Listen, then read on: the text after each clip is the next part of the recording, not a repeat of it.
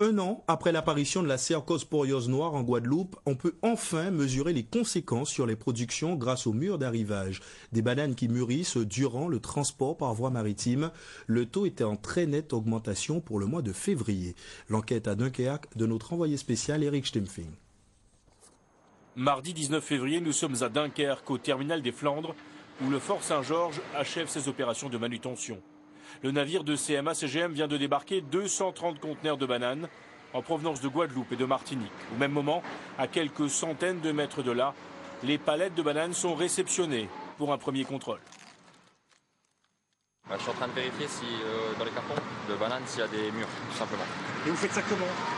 Avec les doigts, au toucher. Là, si la banane est bonne, elle est pas bonne. Voilà. Un mur d'arrivage, cela ressemble à cela. Oui, donc là on est devant un carton de Guadeloupe avec un problème de mur à l'arrivée. Donc on voit bien l'hétérogénéité du colis avec des bananes vertes d'un côté et des bananes jaunes.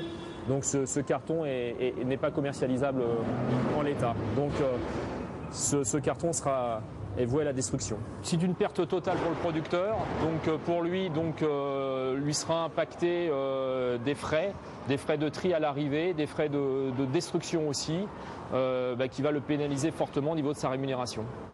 L'an passé, le taux de mur s'établissait à 0,6%.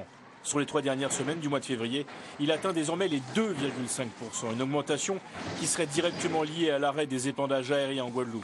Le mode de traitement actuel serait inefficace. Quand on a des exploitations qui sont les unes à côté des autres, on comprend bien qu'il est important de pouvoir traiter la maladie dans son ensemble. Et on comprend bien que si un planteur traite d'un côté et l'autre ne traite pas ou ne traite pas au même moment, on n'aura pas la même efficacité. Ensuite, quand on est en aérien, on a des niveaux d'intervention où on va traiter 40 à 50 hectares à l'heure. Quand on est au sol, on va traiter 2 hectares à la journée. Donc on comprend bien également qu'on perd en vitesse d'intervention, ce qui est important dans la diffusion de la maladie. Si ce pourcentage de 2,5% de murs d'arrivage devait se maintenir en 2013, cela représenterait quelques 6250 tonnes de fruits, soit une perte d'environ 4 millions d'euros pour les planteurs antillais. On comprend alors d'autant mieux leur volonté d'obtenir une nouvelle dérogation.